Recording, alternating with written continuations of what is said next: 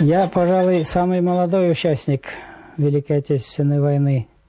26-го года рождения. Участвовали полностью в операции «Багратион», так называлась операция. Дошли до населенного пункта Немерздоров.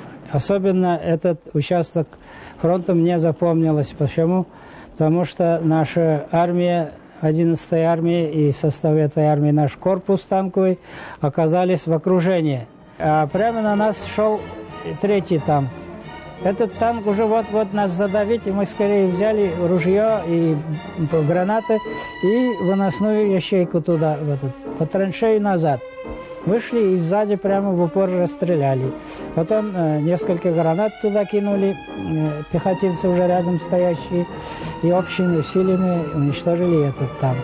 После этого боя оставил командир батальона Пономарев, был такой боевой командир, капитан. Спасибо, ребята, хорошо потрудились, представляю вас к награде.